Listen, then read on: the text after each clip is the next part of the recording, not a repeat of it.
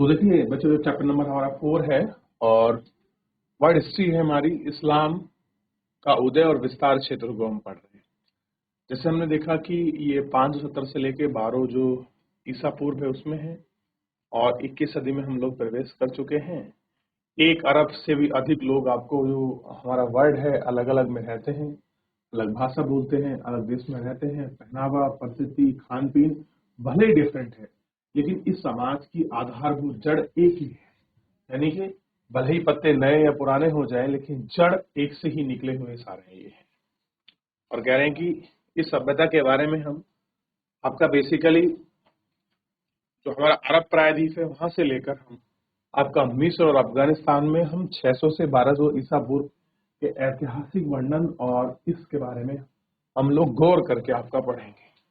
और कह रहे हैं कि जो हमें ऊपर दिया गया है इस्लामी 600 से 12 के इतिहास के बारे में हमारी समझ इतिवृत्ति यानी कि तारीख पर जिन घटनाओं का वृतांत कालक्रम के अनुसार दिया गया है, अर्ध ऐतिहासिक कीर्तियों पर आधारित है। अर्ध मतलब है प्रोस्ट्री है, कुछ चीजें लिखी हुई हैं, जैसे है जीवन चरित्र है उन पर। कह रहे हैं जैसे क्या है जीवन चरित्र में, कह रहे हैं जीवन चरित्र जिसको हम क्या कहा गया, सिरा। और क्या कहा गया है, जीवन चित्र को कहा गया है सिरा। और पैगंबर के कथनों और कीर्तियों का अभिलेख हदीस में है। कह रहे उनके क्या कथन थे, क्या करते थे, उसको हदीस में कहा है। और कुरान के बारे में टीका क्या है, तफसीर है। क्या है, जो आपके कुरान पर जो आपकी टीका है, आपको टीका पता है, उनको एक्सप्लेन करने के लिए लिखी होती है, उनको समझने के लिए, वो कहा है तफसीर है, तफसीर है। इन कृतियों का निर्माण जिन सामग्री से किया गया है और प्रत्यक्षदर्शी वृत्तांत यानी कि अखबार का बहुत बड़ा संग्रह है। कैसे पढ़ा है, जो हमारे प्रत्यक्षदर्शी वृत्तांत है, कहानियां हैं, उनकी स्टोरीज से हमने पढ़ा। ये वृत्तांत विशेष काल अवधि में मुख्य रूप से बताकर अरब कागज पर लिखे रूप लोगों तक पहुंचते थे।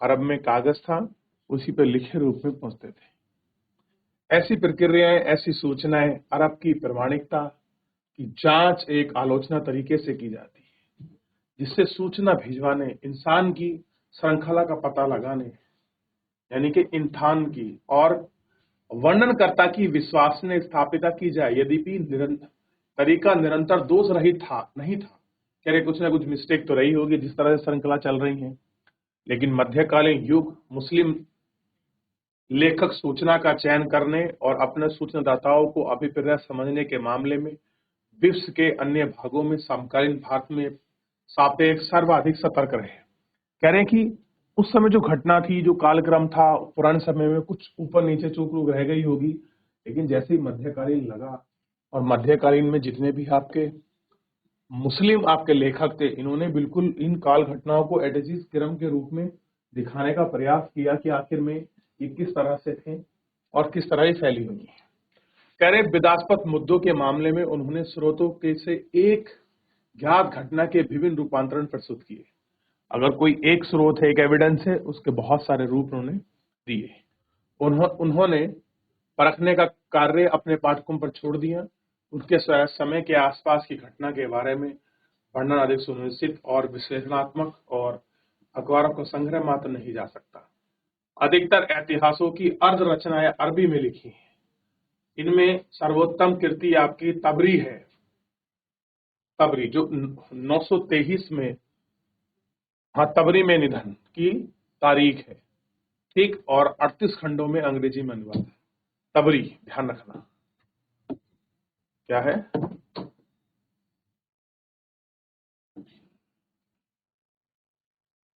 कह रहे कि फारसी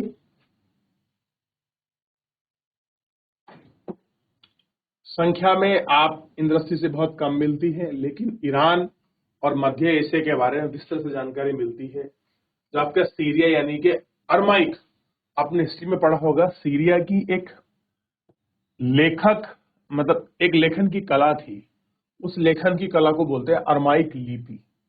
और यह ईसाई वृत्तांत ग्रंथों में, ठीक, जो ईसाई लोग थे वो अपने कुछ ग्रंथ वगैरह लिखते हैं, लेकिन उन्हें प्रारंभ में इतिहास के धर्म के महत्वपूर्ण रोशनी पड़ी है। इतावर्ती के अलावा हमें कानूनी पुस्तक, भूगोल, यात्रा वृत्तांत, साहित्यिक रचना, कहानियों का जो कविताओं का जो संग्रह है वो हमें मिलता है। कह रहे हैं कि दस्तावेज, साक्ष्य, अभिलेख खंड जैसे आपका सरकारी आदेश, निजी समाचार पत्र, इतिहास लेखन आदि सर्वाधिक महत्वपूर्ण रहा है, क्योंकि इनमें पूर्व चेतना की घटनाएं और व्यक्तियों का उल्लेख नहीं होता है। कह रहे हैं इनमें कोई उल्लेख नहीं होता है। लगभग समूचे साक्ष्य यूनानी और अरब पैपाइस यानी कि जो प्रशासनिक इतिहास के लिए बढ़िया है, वे आपका गेनिजा अभिलेख से प्राप्त हुए हैं। कुछ साक्ष्य हमें उजड़े महलों की खुदाई पर मिले हैं, कुछ आपका मुद्रा शास्त्री हैं जो सिक्कों का अध्ययन करते हैं, उनसे मिले हैं, कुछ हमारे पुरालेख हैं, उन पुरालेखों के हमारे सामने उभर कर आए हैं। और कह रहे हैं कि जो आर्थिक इतिहास, कला, नामों का हम लोग इनको देख सकते हैं। कह रहे हैं सही मायने में इस्लाम के इतिहास ग्रंथ जानने के लिए 19वीं शताब्दी में जर्मन और नीदरलैंड के विश्वविद्यालयों के प्रोफेसर के द्वारा शुरू किया गया मध्य पूर्व उत्तरी अफगानिस्तान के औपनिवेशिक हितों ने फ्रांसीसी और ब्रिटिश शोधकर्ताओं को इस्लाम के अध्ययन के बारे में प्रोत्साहन मिला। तो बेसिकली दो कंट्री के लोग, यहाँ के प्रोफेसर ने इसको आपका फिल्टर करने की पूरी कोशिश की और रिसर्च को बढ़ावा दिया। ईसाई पादरियों ने इस्लाम के इतिहास की ओर बारीकी से अध्ययन किया और कुछ अच्छी पुस्तक लिखी। हालांकि उनकी दिलचस्पी मुख्यतः इस्लाम धर्म की तुलना ईसाई धर्म से कर रही थी। ठीक है, ये विद्वान इतने प्राच्यवाद कहा गया, फारसी और अरबी के ज्ञान के लिए इन्हें मूल ग्रंथों की आलोचनात्मक विश्लेषण के लिए प्रसिद्ध है। अब कह रहे हैं इसमें दिखाया गया है इंगाज गोल्डजिहार हंगरी के एक यहूदी थे जिन्होंने काहिरा के इस्लामी कॉलेज अल जाहिर में अध्ययन किया और जर्मन भाषा में आपके इस्लामी कानून और आपका धर्म विज्ञान के बारे में नई राह वाली पुस्तक पढ़ी।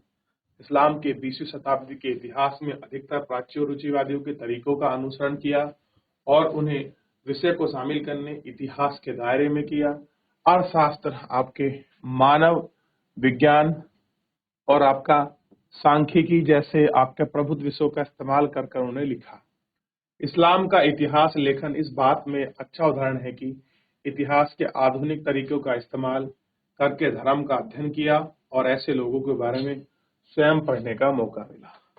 तो ये इतनी लंबी कहानी थी इस इतिहास को पढ़ने की, समझने की कि कहाँ से हमें इतिहास मिला, कैसे हम पढ़ेंगे, कैसे उसका अध्ययन करेंगे। अरमाइक को आपका हिब्रू और अरमाइक भाषा पढ़ ली, ध्यान रखिए, और हिब्रू और अरबी से संबंधित भाषा है। ठीक है, अशोक के अभिलेख में भी इसका प्रयोग है।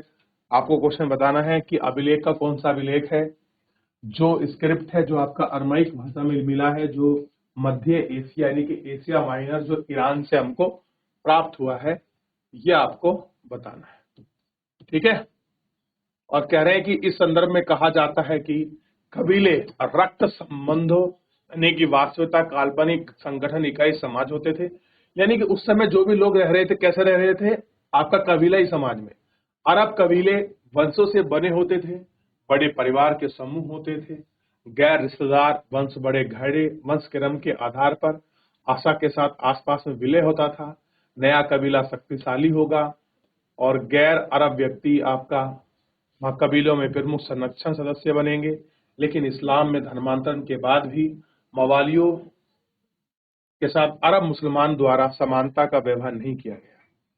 कह रहे हैं कि जो आपके गैर अरब व्यक्ति थे जिनको क्या कहा गया, मवाली, और कबीलों के साथ संरक्षण देने के सदस्य तो बन जाते थे, लेकिन इस्लाम में धर्मांतरण के बाद भी मवालियों के साथ अरब मुसलमानों ने समानता का व्यवहार नहीं किया। यानी कि मवाली और जो आपके मुसलमान थे वो आपस में इनका बराबर सम्मान नहीं करते थे और उन्हें अलग मस्जिदों में इबादत करनी पड़ती थी। कैसे करनी पड़ती थी? अलग करनी पड़ती।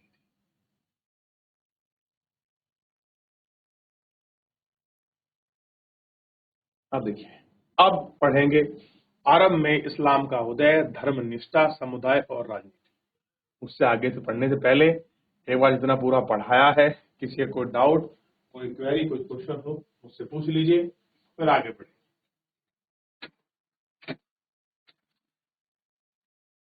देख लें एक बार, अरब में इस्लाम का उदय, धर्म की निष्ठा, समुदाय और राजनीति।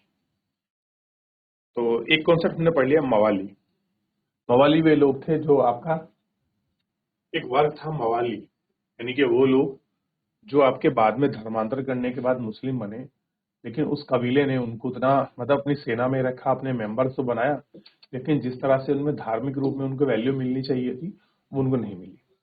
कह रहे कि सन 612 से 32 में पैगंबर हजरत मोहम्मद ने एक ईश्वर यानी कि अल्लाह की पूजा करना और आस्तिकों को उम्मा, आस्था को क्या कहा, उम्मा के लिए एक समाज में सदस्यता का प्रचार किया। तो हजरत मोहम्मद इनका पूरा नाम है, मोहम्मद साहब कहते हैं, मोहम्मद पैगंबर मोहम्मद ने क्या किया, एक ईश्वर यानी कि एक ही अल्लाह है, एक ही ईश्वर की पूजा पर बल दिया, और जो भी आस्तिक हो गया यानी कि जो भगवान में परमात्मा में विश्वास करते थे उनको क्या कहा, उम्मा, एक ही समाज की सदस्यता का प्रचार किया। यह इस्लाम का मूल था, एकेश्वरवाद, जैसे हम कहते हैं ना एकेश्वरवाद, एक ही परमात्मा एक ही भगवान, ऐसे इन्होंने एक ईश्वर एक अल्लाह की परिकल्पना की। और कह रहे ये मूल था।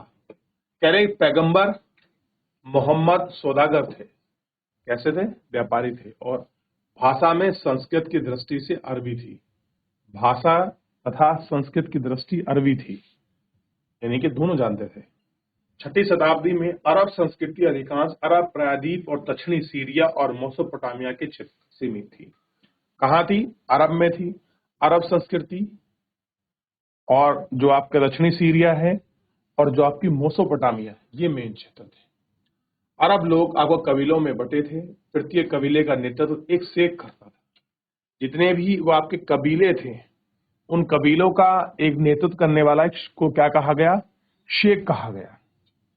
कुछ हद तक पारिवारिक संबंध के आधार पर, लेकिन ज्यादातर व्यक्तिगत साहस और बुद्धिमत्ता और उदारता, जो आपके मुनव्वर है, क्या है, मुनव्वर, आपको पता होगा मुनव्वर का मतलब क्या है, उदारता, ठीक है। और आस्तिक को क्या कहा गया, उम्मा, ठीक। प्रत्येक कबीले में अपने स्वयं के देवी देवता होते थे, जो बुर्त यानी के समन के रूप में देवालिया में पूजे जाते थे। बहुत से अरब कबीले खाना बदोश थे। खाना बदोश का मतलब जानते हो, अपने खाने के लिए एक स्थान से दूसरे स्थान पर आपका जाया करते थे, ठीक। बद्दू यानी कि बेताइन, जो खाते यानी कि खाते क्या थे, खजूर, और अपने ऊंटों के चारे की तलाश में रेगिस्तान के सूखे क्षेत्रों से हरे भरे क्षेत्रों में आपकी ओर जाया करते थे। कुछ शहरों में बस गए और कुछ व्यापार अथवा खेती के काम करने लगे। पैगंबर मोहम्मद ने अपना कबीला आपका कुरैशा यानी कि मक्का में रहता था, उनका वहां मुख्य धर्म स्थल का नियंत्रण था, और इस स्थल का ढांचा घनाकार है, जिसे हम कावा कहते हैं। कैसे है, घनाकार है, और इसी घनाकार को क्या कहा गया, आपका मुस्लिम धर्म में इसको कहा गया है कावा, जिसमें बुत रखे हुए थे। मक्का के बाहर के कबीले भी कावा को पवित्र मानते हैं। वे इससे भी अपने भूत रखते हैं कि हर वर्ष आपका इबादत गाह की धार्मिक यात्रा, यानी कि जो इबादत गाह है जहां पर आपका बैठकर एक ईश्वर की या अल्लाह की जो आराधना की जाती है, हम मंदिर कहते हैं, ये कहते हैं इबादत गाह, उसकी धार्मिक यात्रा को क्या बोलते हैं, हज। मक्का यानी कि यमन और सीरिया के बीच व्यापारिक मार्गों का एक चौराहे पर स्थित है। मक्का कहां पर है, जहां यमन के, सीरिया के लोग आते हैं, इस तरीके से ये चौराहे पर स्थित है मक्का, ठीक। जिस शहर का महत्व बढ़ गया और मानचित्र एक में कबा की ऐसी पवित्र जगह आपका यानी कि हरम माना जाता है, यानी कि इनके यहाँ पवित्र जगह को क्या कहते हैं, हरम।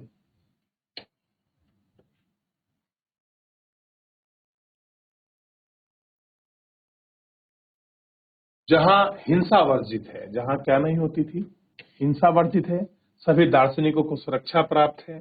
तीर्थ यात्रा और व्यापार ने खाना बदोश में बसे हुए कबीले पर एक दूसरे के साथ बातचीत करने, अपने विश्वास और रीति रिवाज में बटे होने का मौका दिया। कह रहे हैं कि हालांकि बहु देववादियों ने अरबों को अल्लाह कहे जाने वाली परम धारणा के बारे में अस्पष्टता है। संभवतः इनके बीच में यहूदी और इस्लामिक कबीलों के प्रभाव के कारण, लेकिन मूर्ति पूजा और इबादत गाहों के साथ इनका लगाव सीधा और मजबूत था। यानी कि ये लोग मूर्ति पूजा भी करते थे और इबादत गाह में इनका लगाव बड़ा क्लियर था। कैसा था? बिल्कुल आपका क्लियर था। अब क्या है, हम पहुंचते हैं 612 के आसपास कि क्या क्या कंडीशन थी।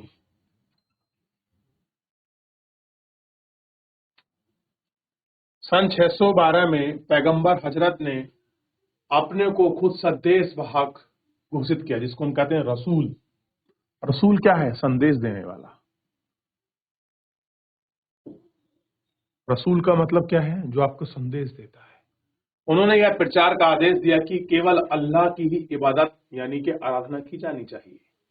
इबादतियों की विविधता बड़ी सरल है, जैसे दैनिक प्रार्थना यानी कि सलालत और नैतिक सिद्धांत, खैरात बांटना, चोरी ना करना।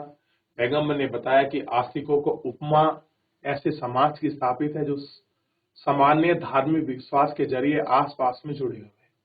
इन समाज के लोगों के सामने अन्य धर्म समुदाय में आपका धर्म समक्ष अस्तित्व को अपनाकर विश्वास को साधक प्रकट करना था। और मोहम्मद हजरत के संदेश ने मक्का के उन लोगों में विशेष रूप से प्रभावित किया जो व्यापार और धर्म के लोगों से वंचित महसूस करते थे। यानी कि एक नए समुदाय पहचान बांटता देखता है, यानी कि आपका धर्म सिद्धांतों को स्वीकार करता है। मुसलमान यानी कि मुस्लिम कहा गया। उन्होंने आपका कयामत के दिनों में मुक्ति और धरती पर रह रहे समाज के संसाधनों में हिस्सा देने का आश्वासन दिया। मुसलमानों को शीघ्र ही मक्का के समृद्ध लोगों के भारी विरोध का सामना करना पड़ा, जिन्होंने देवी देवता को ठुकराया जाना बुरा लगता था, जिन्हें नए धर्म में मक्का में प्रतिष्ठा और समृद्धि के लिए खतरा समझा गया था। सन 612 में पैगंबर मोहम्मद ने अपने अनुयायियों के साथ मदीना कूच जाने के लिए मजबूर होना पड़ा और पैगंबर मोहम्मद की इस यात्रा को हिजरा कहा। जब वो उस जगह को छोड़कर गए, मदीना कूच करके जाना पड़ा, तो इस यात्रा क्या कहा गया? हिजरा। इस्लाम के इतिहास में एक नया मोड़ आया जिस वर्ष उन्होंने आगमन पर मदीना में हुआ। उस वर्ष मुस्लिम कैलेंडर यानी कि हिजरा सन की शुरुआत हुई। वेरी इंपॉर्टेंट है हिजरा। ठीक है, देखिए आपको यहाँ इस तरीके से दिखाई देगा और गूगल करिए और भी आपको बहुत कुछ मिलेगा। पढ़िए एक बार।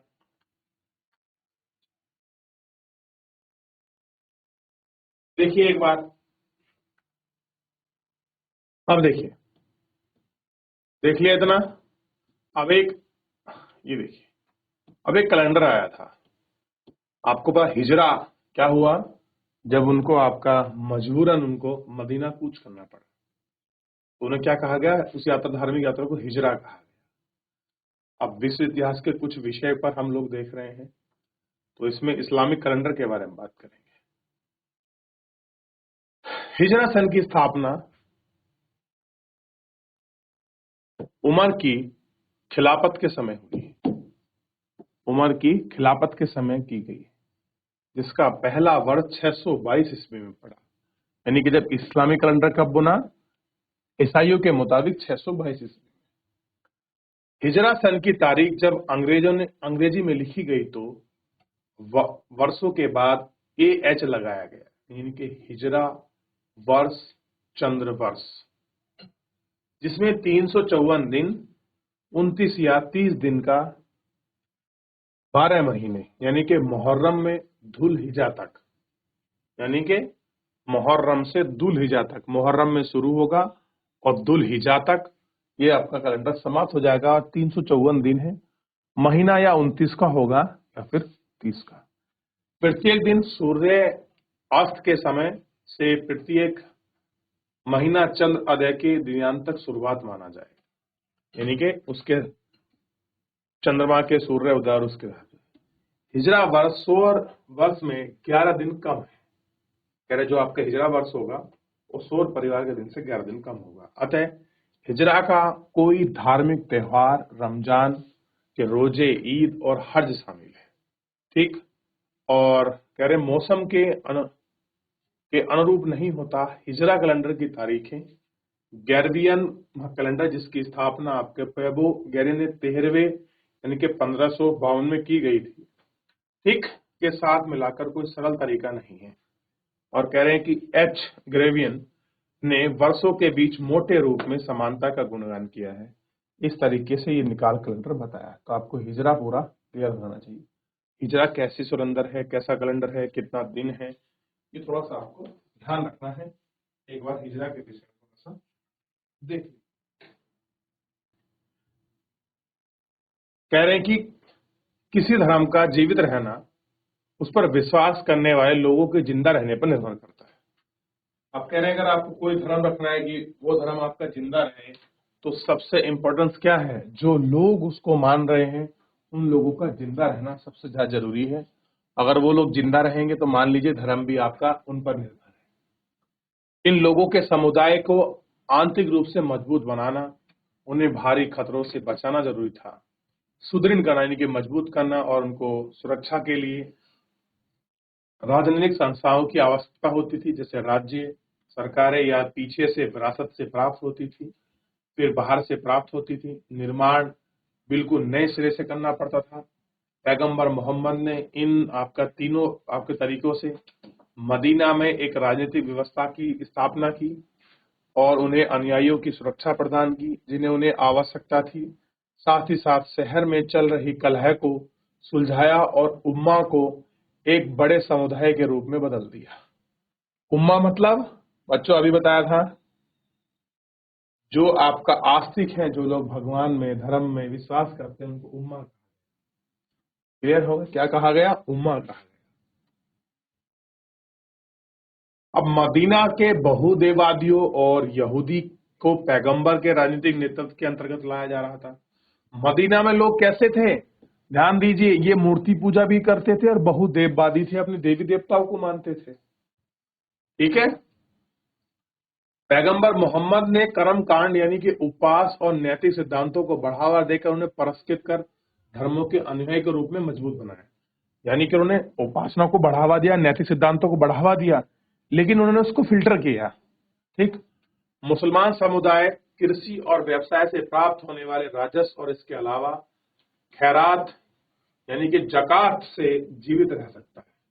कैसे रह सकता? एक कर होता है, उसी के मुताबिक कोई आदमी आपका जीवित रह सकता है। चलिए, तो इस तरह से उन्होंने मजबूत किया। और कह रहे हैं कि इसके अलावा मुसलमान मक्का के काफिलों और निकट के नक्सलियों यानी कि जहां पर हरी भरी घास होती थी और छापे मारते थे, इन छापों में और धावों पर मक्का के लोग प्रतिक्रिया हुई। मदीना के यहूदियों के साथ दरारें उत्पन्न हुई, यानी कि मदीना में यहूदी मुस्लिमों से पहले रह रहे थे। मक्का को जीत लिया गया और एक धार्मिक प्रचारक और राजनीतिक आपके नेता के रूप में पैगंबर मोहम्मद को प्रतिष्ठा दूर दूर तक फैल गई। पैगंबर मदीना में अब समुदाय सदस्य के लिए धर्मांतरण का एक कसौटी माना जाता था। इस बात पर बल दिया गया कि रेगिस्तान में कठोर परिस्थितियां हैं। अरबों ने शक्ति और एकता को महत्वपूर्ण माना।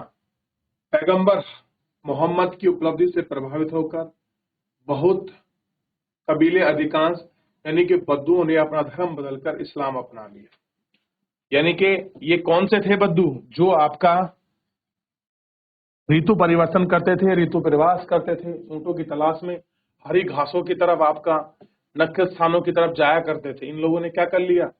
धर्मांतरण कर लिया और समाज में शामिल हो गए। पैगंबर मोहम्मद द्वारा संचालित गठजोड़ का फैसला समूचे अरब देश में हो गया।